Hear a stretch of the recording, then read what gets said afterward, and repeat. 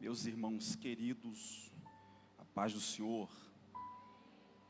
Você que trouxe Bíblia, por gentileza, Evangelho segundo o relato de Marcos. Evangelho do Cristo Jesus, segundo o relato de Marcos, o capítulo de número 5.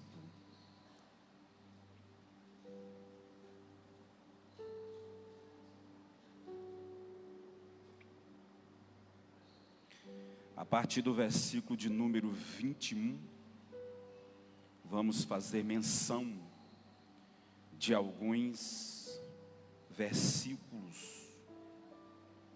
Marcos, capítulo de número 5,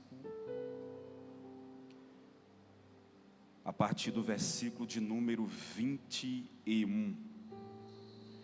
Louvar a Deus pela salvação, louvar a Deus pela chamada, louvar a Deus pela minha família, louvar a Deus de mais uma vez poder estar fazendo uso da Bíblia Sagrada, desta feita mais uma vez aqui em Araporã, neste congresso de jovens, tão abençoado e tão abençoador.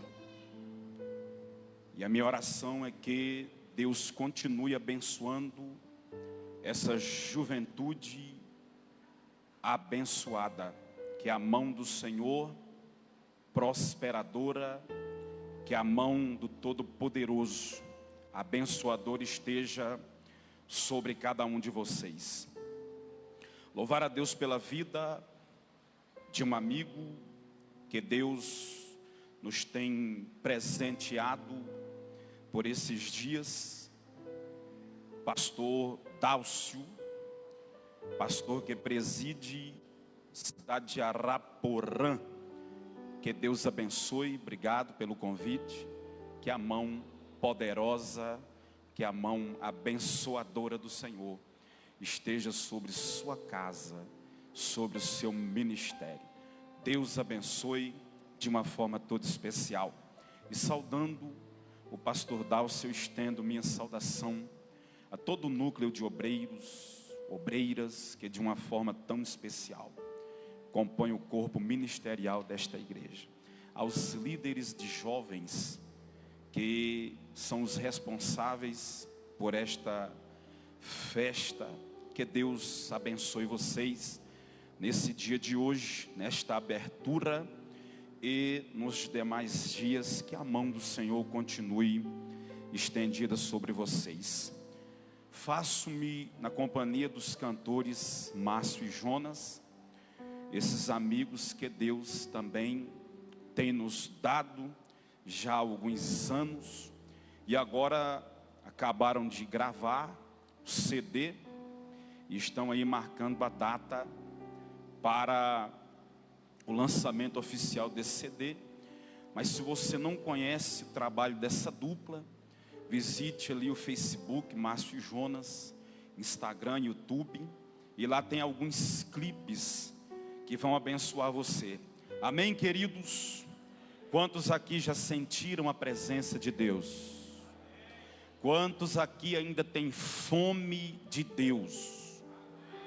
Quero trazer um abraço fraternal de nosso pastor a essa igreja, pastor Ubaldo Carneiro, que tem sido aquele paizão que Deus tem colocado em nossas vidas. Amém? Versículo de número 21 a seguir, está escrito assim: e passando Jesus outra vez num barco para o outro lado, juntou-se a ele uma grande multidão, e ele estava junto do mar. E eis que chegou um dos principais da sinagoga, por nome Jairo, e vendo-o, prostou-se aos seus pés e rogava-lhe muito, dizendo: minha filha está moribunda, rogo-te que venhas e lhe imponha as mãos, para que sare e viva. E foi com ele, e seguia-o uma grande multidão que o apertava.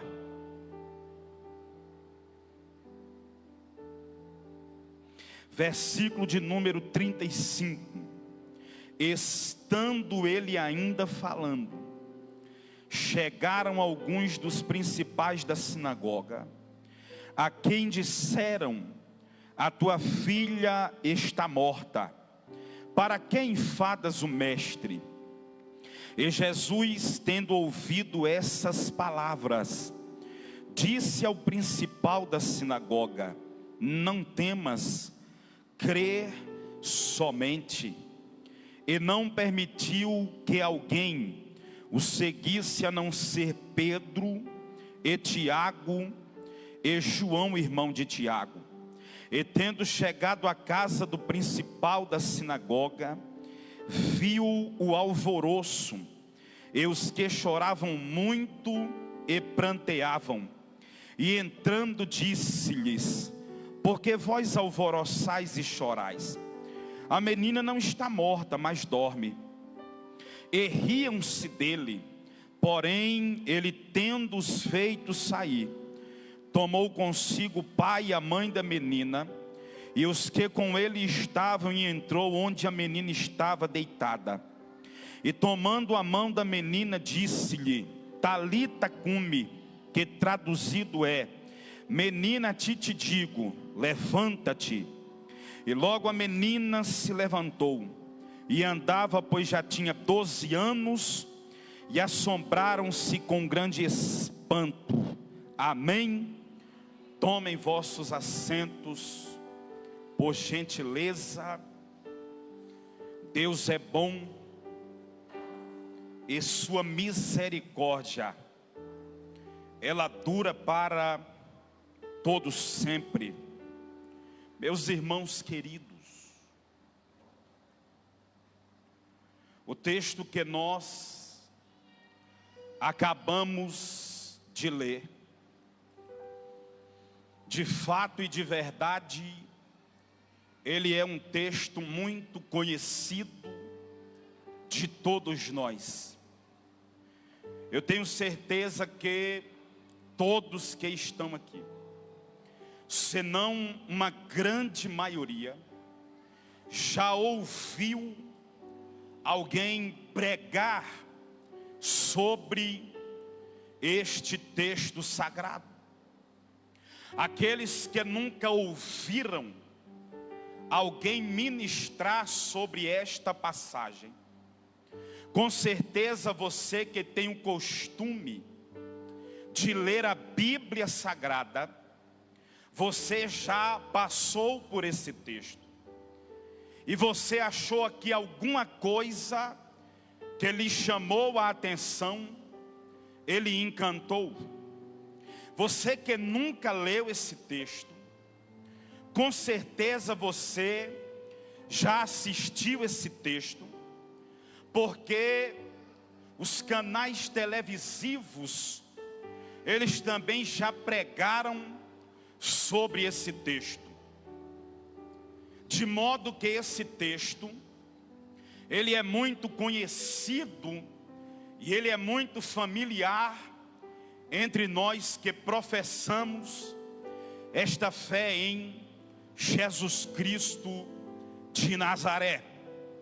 Logo, quando nós observamos esse texto sagrado, nós vamos encontrar aqui pelo menos 3 personagens que vão abrilhantar esta peça literária. 3 personagens que vão dar vida a esse texto sagrado. São eles, a saber, Jesus, o homem chamado Jairo, e uma menina de 12 anos, que está moribunda e que vai morrer.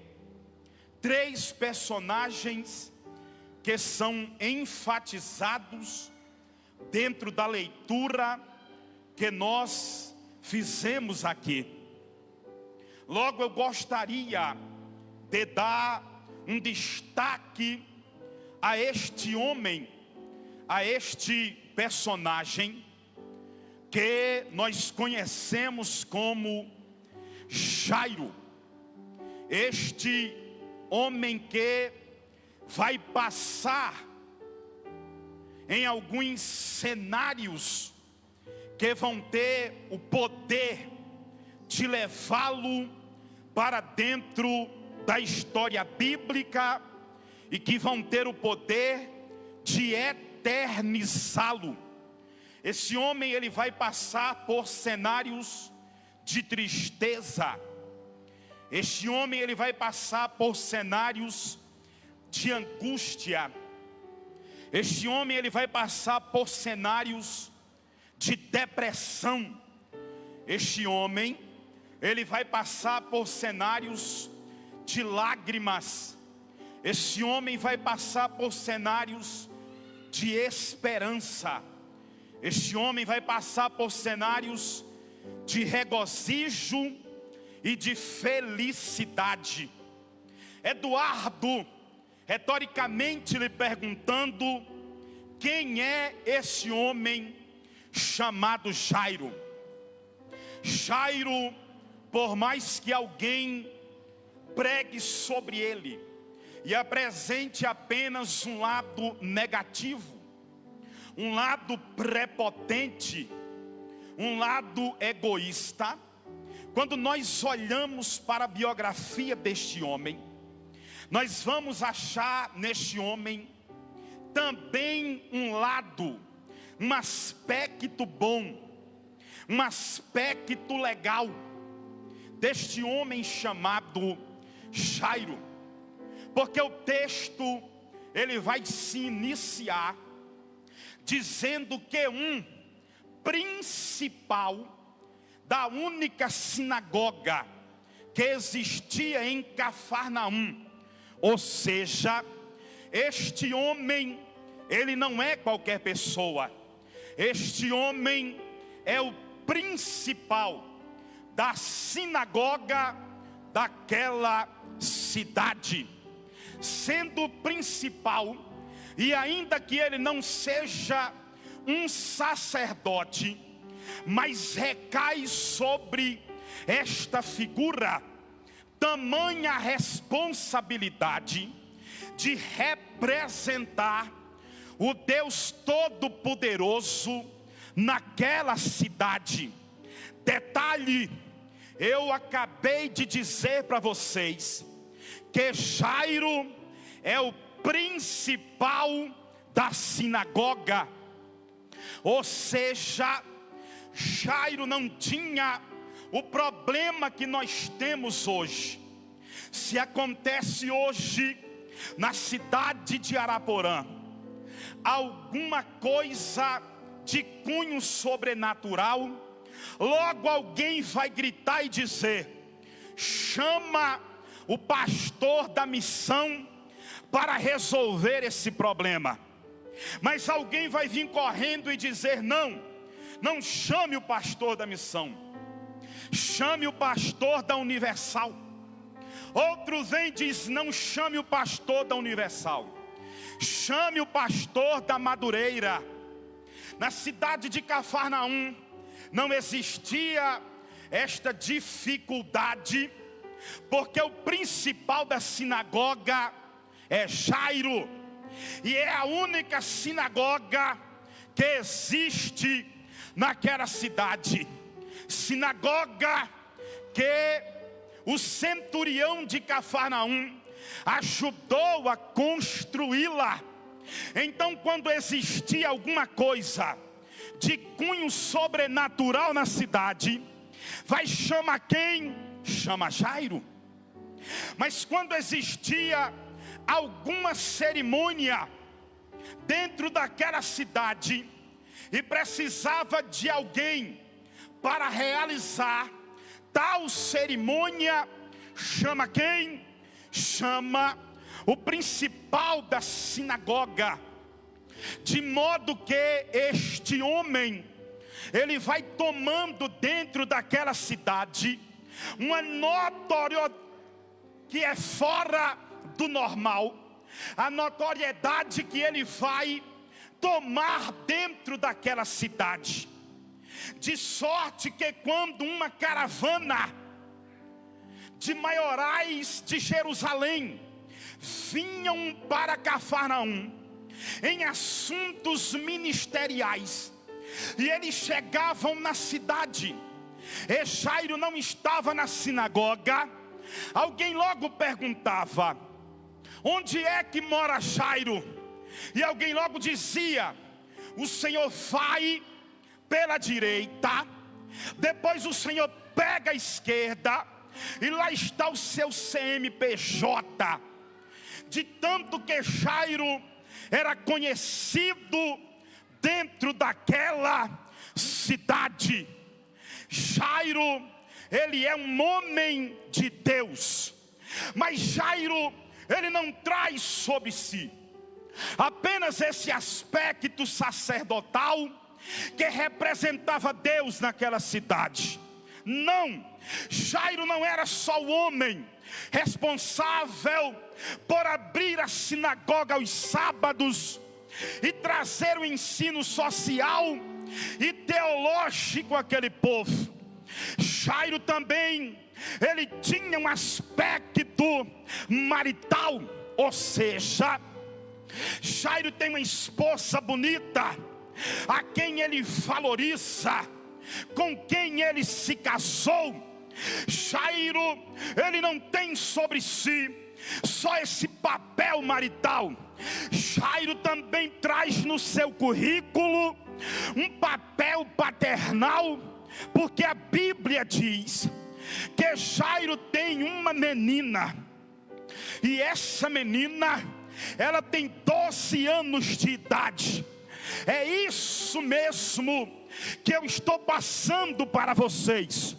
Este homem tem uma família bonita, e você imagine a fusão que era quando esse homem começava a se arrumar, pegava a filha e pegava a esposa e começava o culto em casa, e começava a louvar a Deus, e começava a engrandecer a Deus, e de casa até na sinagoga, alguém olhava e dizia: que família bonita, que família invejável. Ou seja, Jairo está vivendo um cenário de alegria, Jairo está vivendo um cenário de regozijo. Mas chega um dia na vida deste homem, que é aquela que não respeita a idade, aquela que não respeita a cor, aquela que não respeita a raça, aquela que não respeita a posição social, aquela que não respeita a posição eclesiástica, aquela que não respeita o grande, aquela que não respeita o pequeno. Um dia ela vai entrar dentro da casa de Jairo, a morte vai entrar.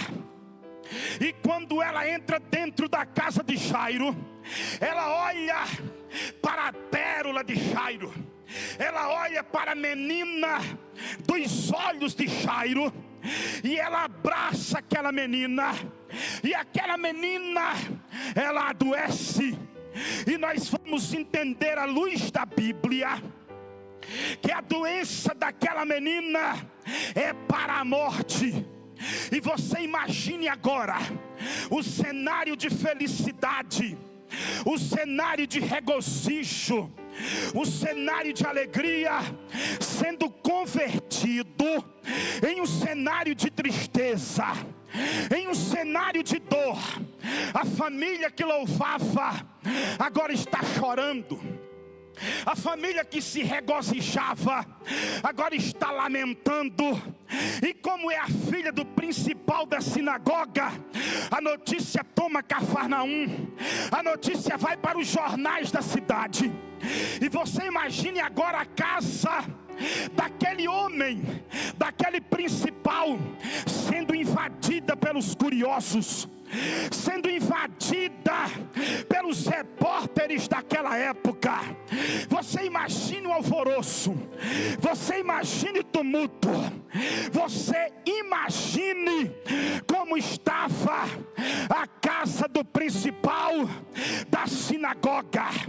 Mas o que me chama a atenção é que é no meio daquele choro, minhas irmãs, é no meio daquela depressão, é no meio daquela opressão, que de repente um mensageiro, ele chega desesperado até a casa do sacerdote, e ele chega até a segurança, e ele tenta burlar a segurança. E quando ele tenta burlar a segurança, ele é impedido, mas ele clama e diz: eu preciso falar com Jairo, eu preciso trocar uma ideia com o principal da sinagoga. Alguém repreende ele dizendo: você não está vendo o que é que o principal está encarando? A menina está prestes a morrer e você quer incomodá-lo? O mensageiro, ele continua e ele diz: eu preciso falar, eu preciso conversar com o principal da sinagoga. Aquele segurança olha para o mensageiro e diz para o mensageiro: ei, espere aqui, porque eu vou ali chamar Jairo. E logo Jairo é convidado: Senhor, venha, saia para fora, porque existe aqui um moço que quer falar com o Senhor. Jairo diz: você não percebe o que está acontecendo? Você não percebe que eu estou em um momento de crise? Mas o moço diz: não, lá fora tem um mensageiro e ele precisa falar com o Senhor. Jairo sai para fora às pressas, e o mensageiro diz: Senhor, eu preciso lhe dar uma notícia. Jairo diz: tem a notícia, mas diga logo, o que é que você precisa? O menino diz: não, Senhor, é porque lá na praia, no mar da Galileia, está acontecendo agora um culto. Mas como assim um culto? Como assim um culto? Quem é que está lá? Quem foi que deu permissão? Perceba, senhores, Jairo é principal da sinagoga. Jairo conhece a lei. Era Jairo que autorizava o culto. E Jairo está dizendo: mas quem foi que deu ordem para alguém abrir o culto? Me diga, quem é que está nesse culto? O mensageiro vai olhar para ele e vai dizer: quem está nesse culto, abriu o culto e está pregando no culto, é Jesus. É Jesus. Aleluia. Mas com que autoridade Jesus abriu o culto? Jairo conhece de lei, Jairo conhece de Bíblia. O mensageiro vai olhar para ele e dizer: eu não sei não, Senhor, mas eu vi que Jesus está com pelo menos 12 discípulos. E o que é que a lei dizia sobre o culto? Para abrir o culto em Israel é diferente. Para abrir o culto em Israel tinha que existir pelo menos 10 homens circuncidados e de aliança no dedo. Se não tivesse, o culto não era aberto e Deus não descia. Perceba, igreja, o que é a força da lei. A força da lei dizia: pode ter 1000 mulheres, se não tiver 10 homens, o culto não é aberto e Deus não desce. Agora perceba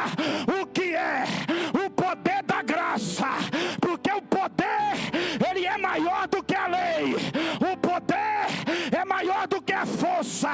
E enquanto a força da lei diz, tem que haver 10 homens para Deus descer no culto, o poder da graça diz: aonde tiver um, aonde tiver 2, ou aonde tiver 3, reunido no meu nome, eu estarei no meio de vós. Ele está na casa, Ele está na casa.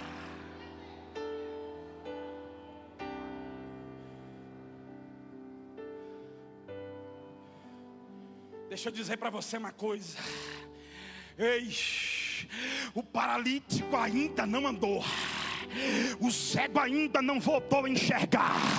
Mas deixa eu dizer para você uma coisa: você já tem motivos para levantar a mão direita para o céu, levantar a esquerda para o céu, e começar a dar glória, e começar a dar aleluia.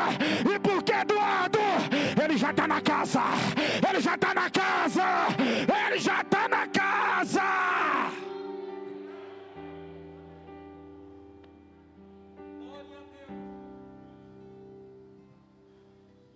Ele já está na casa. A melhor coisa que podemos ter é Jesus na casa. Deixa eu dizer uma coisa para vocês, que não está no meu script. Lembra de Davi? Samuel, os mancebos acabaram. Samuel olha para ele e diz: não, eu não vim aqui desperdiçar azeite, ainda tem algum. Ele diz: ainda tem um. E cadê ele? Está no deserto cuidando das ovelhas malhadas, as piores que existiam. Perceba uma coisa: isso ali era um culto, e aquele culto ali era um culto de paz. Segundo Norma Russell Champlin, o curso de paz, ele tinha pelo menos 3 partes. O animal era colocado sobre a mesa e era repartido, uma parte para o sacerdote da casa, uma parte para o profeta, e uma parte era para Deus. Ei, perceba uma coisa: Deus não trabalha na desunião, Deus não trabalha na divisão, Deus não trabalha no repartimento. Samuel olha para Jessé e diz: ei, deixa eu dizer para você uma coisa, ninguém senta na mesa até Davi chegar. E não senta por quê? Porque a casa de vocês está dividida com o menino. O melhor culto que tem, ele tinha que estar aqui. Enquanto ele não chegar, ninguém senta à mesa. E não sentava por quê? Porque enquanto a comunhão não fosse restabelecida, Deus não descia no culto. Tem comunhão aí? Tem comunhão aí? Tem comunhão aí? Tem comunhão aí? Tem!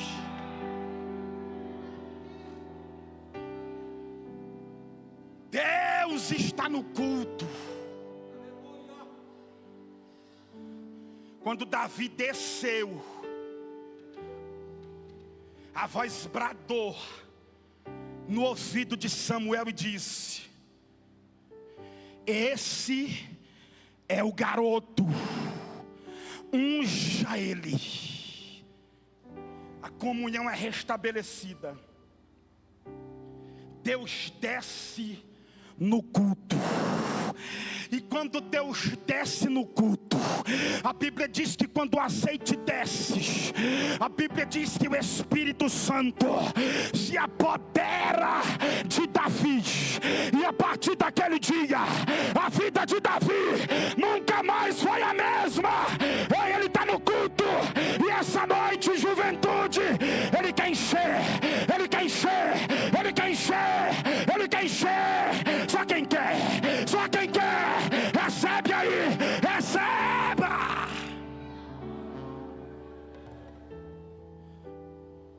Lá vem Jairo.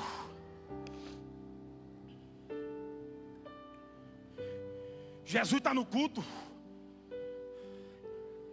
É Ele que está pregando. É Ele.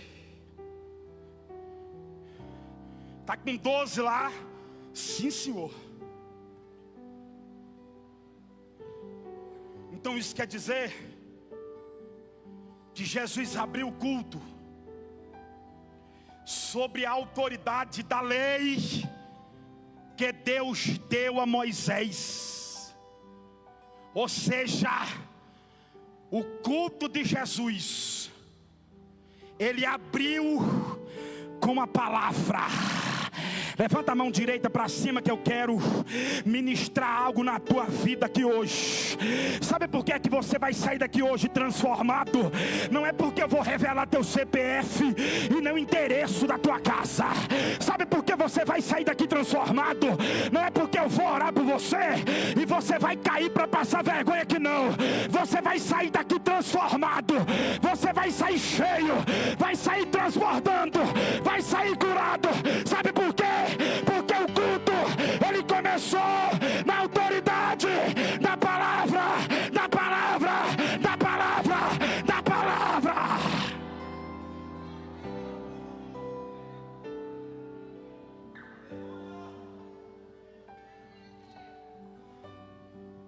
Ele começou na autoridade da palavra.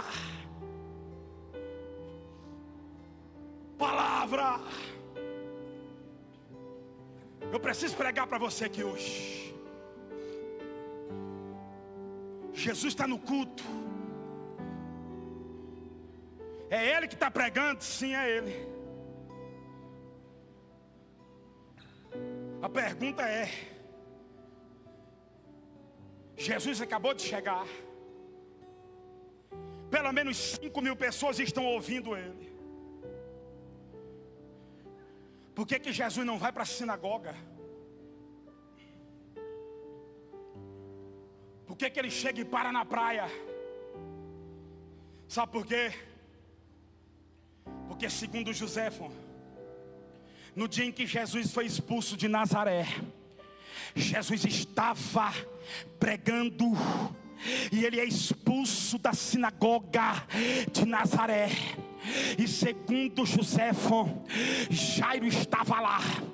E Jairo, quando sai de lá, os principais e magistrados, os maiorais de Jerusalém, mandaram uma carta para Jairo dizendo: ei, na sinagoga de Cafarnaum, Jesus não prega. Na sinagoga de Cafarnaum, Jesus não bota o pé. Na sinagoga de Cafarnaum, Jesus não ensina. Aí Jesus, quando chega em Cafarnaum, ele vai para a praia, porque sinagoga é reflexo, sinagoga é ideia de religiosidade. Aí Jesus está dizendo: já que o religioso bate a porta na minha cara e não deixa eu entrar, eu vou para a praia. E por que, Jesus? Porque se a religião fecha a porta para mim, na praia o traficante abre o coração, eu entro dentro dele, converto ele e ele vai para o púlpito pregar a palavra de Deus.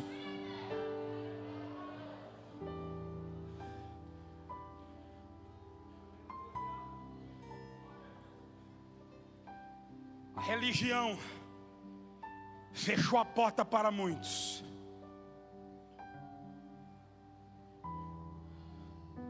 Agora vem cá, eu preciso correr.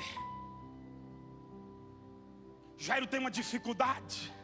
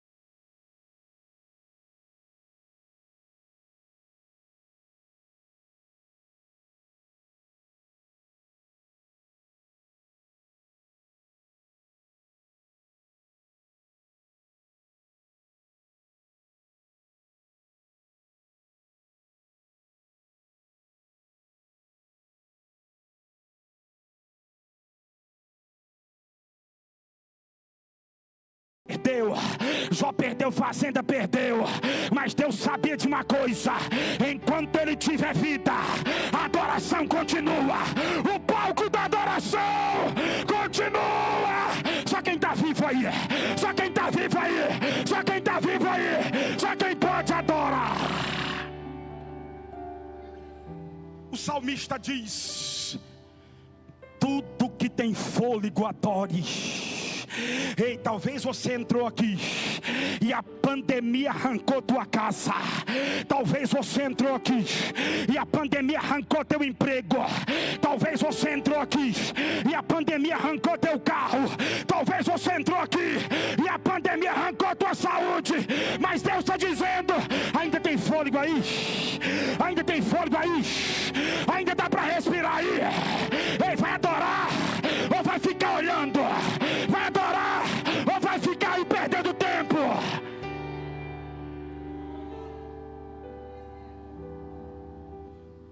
Eu vou para o culto e diz a Bíblia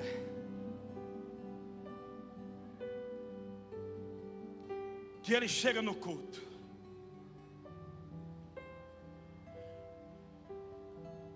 Isso aqui me chama atenção, porque aquilo que é artificial, aquilo que é mecânico, parece que está nos pegando.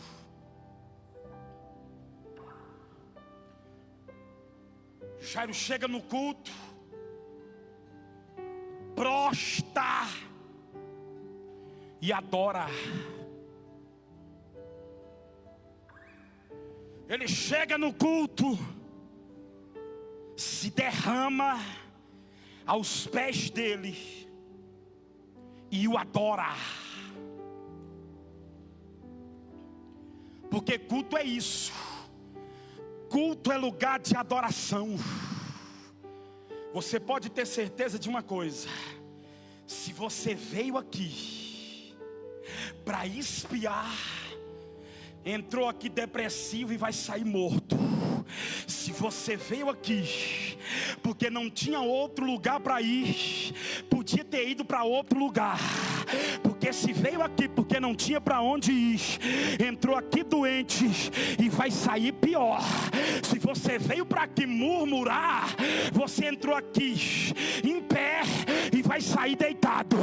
Agora, se você veio aqui adorar, uma coisa eu te garanto: se você entrou doente, Jesus te cura hoje na tua adoração.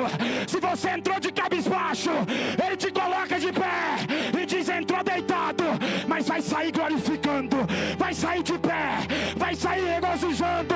Só quem veio determinado a adorar Ele, só quem veio.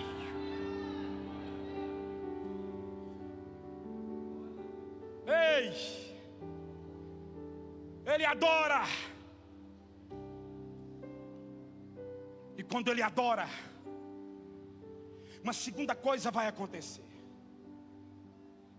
Preste atenção no culto. Ele adora, só que ele está prostrado. Quando ele prostra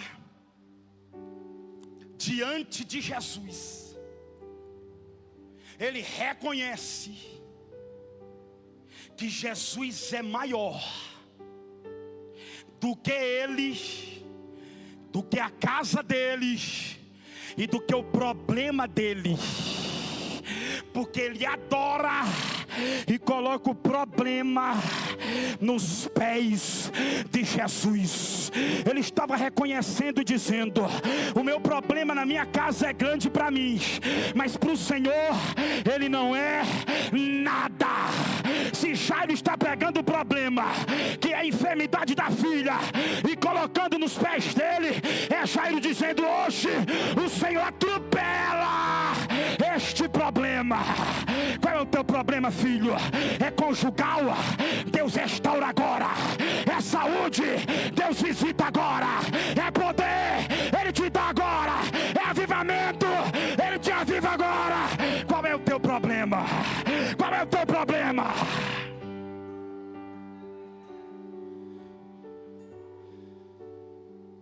Ei, vem cá.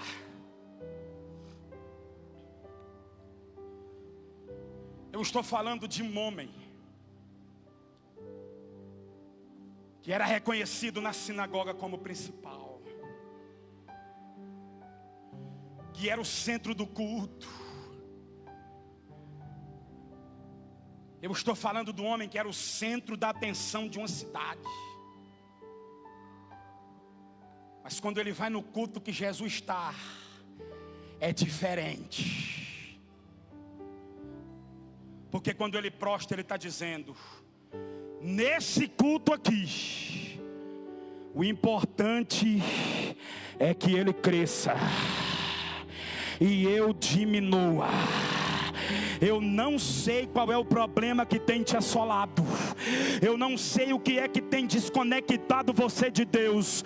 Mas essa noite eu venho como profeta para dizer: hoje Deus aparece na tua vida. Hoje Deus aparece no teu ministério. Ei, o que estava parado vai andar.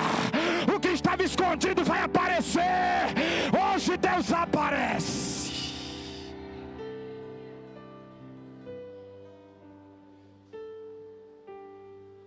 Pô, não, Jairo? Pô, não, o que é? Mestre, é que a minha menina está enferma. É que a menina está moribunda. Pô, não, Jairo, e aí? Vem na minha casa comigo. Vamos lá para o senhor tocar na menina. Sim, Jair, eu vou. Sabe qual é o problema? Sabe qual é a dificuldade? É que ele não chegou lá ainda. Sabe qual é o problema? De muitas enfermidades espirituais, psíquicas. Sabe qual é? Ele não chegou lá ainda. Porque aonde Jesus chega, não tem espaço para depressão. Aonde Jesus chega, não tem espaço para demônio. Aonde Jesus chega, não tem espaço para opressão. Aonde Jesus chega, não tem espaço para morte. Ei! Preste atenção numa coisa. Diga hoje, grita bem alto: inferno, Jesus não vai ficar nesse templo construído por mãos humanas. Essa noite eu estou levando ele para casa comigo. E diga para o inferno, porque existe uma promessa: as portas do inferno não prevalecerão. Jesus está indo para a tua casa hoje. Ele está chegando lá hoje. Diga para o inferno: Jesus está indo. Porque quando ele ouvir, ele tem que se retirar. Ele tem que sair. Vamos para casa, Jesus. Eu acho interessante que o gadareno, diz Marcos, que a morada dele era nos sepulcros. Ele andava nu. E ele se martirizava. Ele se esmurrava nas rochas.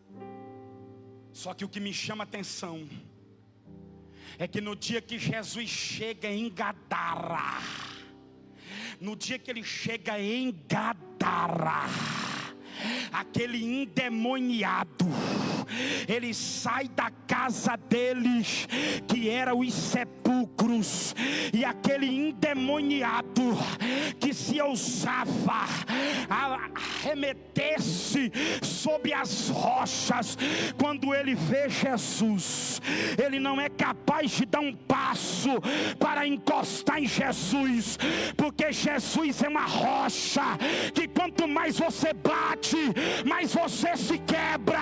Jesus, quando chegou, ele trouxe um recado pecado, ele estava dizendo: nessa rocha aqui você não toca não, porque quando essa rocha chega, você tem que deixar Gadara, você tem que deixar Gadara.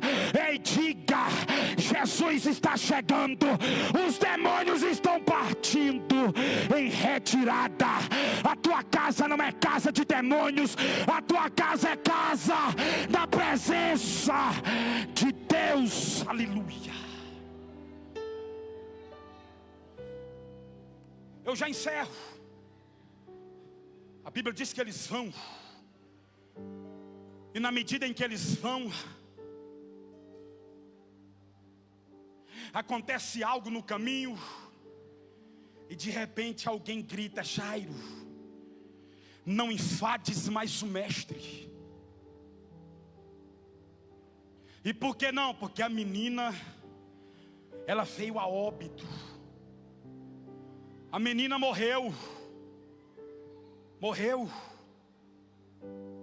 Jesus olha para Jairo e diz: não atente para tais palavras. E ele diz assim: crê somente. Essa ideia aqui de crer somente era Jesus dizendo: creia sozinho, creia só você. É alguém que entra aqui essa noite dizendo: mas Deus ainda não salvou minha mãe, Deus ainda não salvou meu pai, Deus ainda não salvou meu irmão. Mas Deus está dizendo: mas eu salvei vocês para ser instrumento de salvação na casa da tua família. Crê somente, porque se eu escolhi você, é você que eu vou usar, é você que eu vou usar. Ei, entenda uma coisa: um dia você vai gritar nesse altar: eu e a minha casa, eu e o meu esposo, eu e a minha esposa, eu e a minha noiva, eu e meu namorado, eu e a minha casa serviremos. Foi você que Deus escolheu, foi você que Deus capacitou, foi você que Deus encheu, foi você que Ele colocou a presença dEle, é você que Ele vai usar. Se prepara, porque nesses próximos dias, nesses próximos anos, Deus vai te usar para salvar o mundo. Não, quem salva o mundo é Deus. Deus vai te usar para ganhar a cidade, não sei, mas de uma coisa eu tenho certeza: a tua família, você vai ter que gritar: essa foi eu que ganhei, foi eu que ganhei. Crê somente.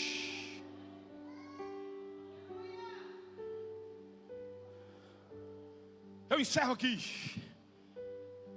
Diz a Bíblia que Jesus vai com ele. E quando Jesus chega na casa do principal, ele ouve duas coisas. Ele escuta o choro da família. Ele ouve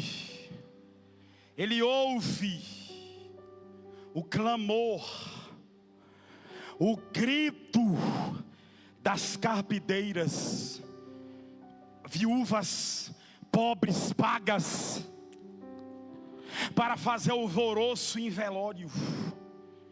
Jesus, quando chega na casa, ele diz: ei, vocês podem parar de chorar. Elas olharam e disseram assim: o senhor ficou doido, o senhor não está vendo, não viu a nota de falecimento, acabou de morrer uma menina aqui, e o senhor manda a gente parar de chorar. Ei, perceba uma coisa: naquele dia a morte já tinha entrado dentro daquela casa, a casa do principal, e os usando aqui uma hipérbole e dando voz à morte, ela já tinha dito: eu já entrei aqui, eu já entristeci a família, eu já adoeci a menina, agora eu matei a menina. E a morte está dizendo: quem manda aqui, quem manda e domina o recinto sou eu. Mas Jesus chega e diz: pode parar de chorar. E quando ele diz pode parar de chorar, ele está dizendo: sabe por quê? É que eu mandei vocês parar de chorar, porque aonde eu chego, ei, a morte tem que ir embora. Aonde eu chego, a enfermidade para. Aonde eu chego, até a tristeza, ela tem que saltar de alegria, ela tem que pular de alegria. Ele está na casa. Fique de pé em nome de Jesus. Fique de pé.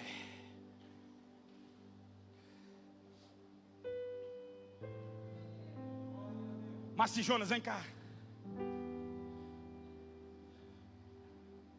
Ele está na casa da menina.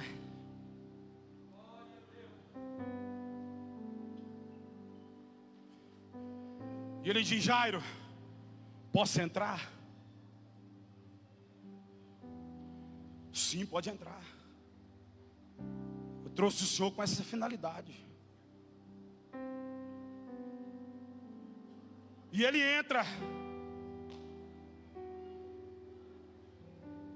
Só que ele entra e diz assim: Jairo, fecha a porta.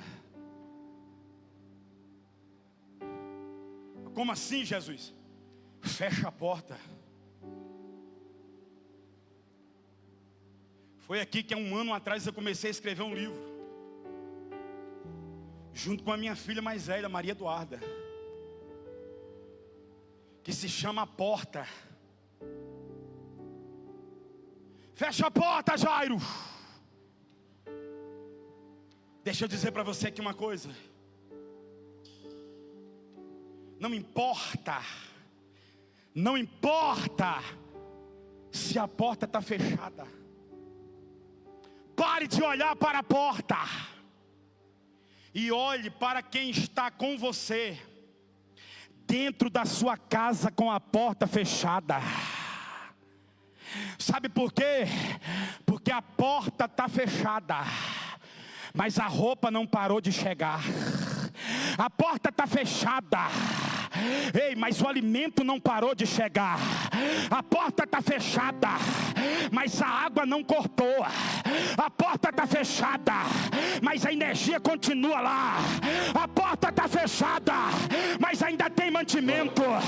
A porta está fechada, mas Jesus está na casa.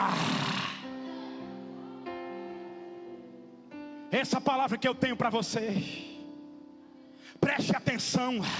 Eu sei que a pandemia veio, eu sei que a pandemia chegou, e talvez a porta fechou, e Jesus está dizendo para alguém: ei, se a porta não abrir, vai ter milagre de porta fechada. Vai ter milagre de porta fechada.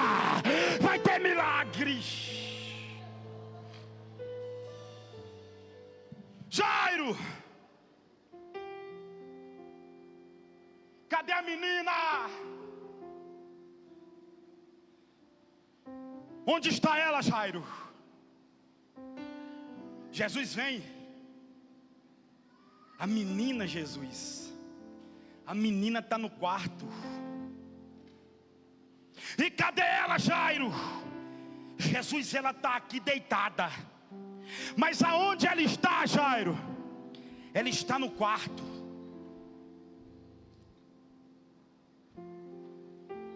Ei, aprenda uma coisa com o Jairo essa noite. Lugar de problema, juventude. Lugar de problema não é no Facebook. Lugar de problema não é no Instagram. Lugar de problema não é no WhatsApp. Lugar de problema não é no status. Lugar de problema não é no celular. Lugar de problema não é na rede social. Lugar de problema é no quarto. Xarabacandarabachai. Preste atenção, Mateus capítulo de número 6. Jesus disse: quando vocês forem orar, ei, pega o teu problema, leva para o quarto, fecha a porta e conversa com teu pai em particular, e depois ele vai te honrar publicamente. Vão olhar para você, jovem, e dizer: essa doida, ela tem 14 anos, podia estar curtindo a vida, podia estar na balada, mas ela está no quarto. E aí você sai no outro dia regozijando, exaltando, e alguém vai perguntar: o que foi que aconteceu no quarto? E você vai dizer: enquanto eu orava, Jesus desceu e livrou você do acidente de mortes. Enquanto eu orava, Jesus visitou minha mãe. Enquanto eu orava, Jesus tirou meu pai do álcool, da droga. Lugar de problema é no quarto. É no quarto. Agora vem cá, preste atenção, encerra aqui agora. Os meninos cantam, eu oro por você e nós vamos embora. Eu não sei se você vai aprender isso hoje, mas Pedro aprendeu. Porque quando Dorcas morre, Pedro diz: não, pega Dorcas e coloca no quarto. Sabe por que no quarto, irmãos? Pastor Délcio, porque quarto é lugar de intimidade. Pode ter certeza de uma coisa: Deus vai visitar você no quarto de guerra. Eu sei que o quarto tem guerra. Satanás não quer que você ore, ele não quer que você busque, porque ele sabe que o quarto é lugar de intimidade, e é na intimidade do quarto que Jesus vai ressuscitar aquilo que é sonho. Jesus vai ressuscitar aquilo que estava arquivado. É na intimidade do quarto. Só quem crê, só quem crê, só quem crê, só quem crê. Ei, quem vive aqui na intimidade do quarto agora vai sentir o que nunca sentiu. Só quem crê, levante a mão para cima. Ei, comece a adorar a Deus, igreja. Igreja de Araporã, Deus está dizendo para alguém aqui: eu ainda quero ter uma intimidade maior com você. Eu estou com saudade do quarto. Volta lá. Eu preciso ressuscitar algumas coisas que morreram, algumas coisas que foram, algumas coisas que foram. Volte para o quarto. Meu Deus, meu Deus, canta, Macijonas, canta. Adora, igreja, adore junto. A verdadeira essência da adoração. Uma palavra adore pra você. Adore. Não desanime. Adore. Pode chorar, ele está na casa. Adore. Adore. Adore. Seja visitado agora. Seja visitado agora. Seja visitado agora. Seja visitado agora. No canto escondido. Xarabacandarabacandarabaxai. Ramandarabachandarabacai. Ramandarabacandarabaxai. Adore a Deus. Mas o Deus que enviou aqui, Ele sabe de tudo.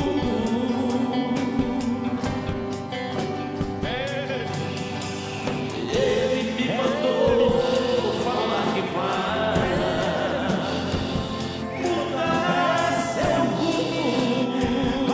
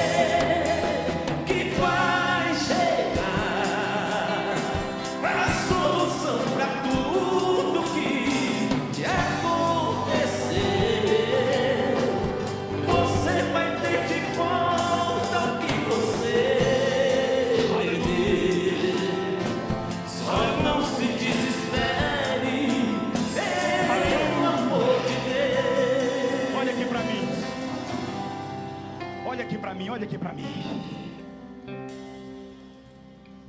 Deixa eu encerrar aqui fazendo um apelo. A Bíblia diz que sábio é o que ganha alma. Se a finalidade não for almas, não pregue, não anuncie.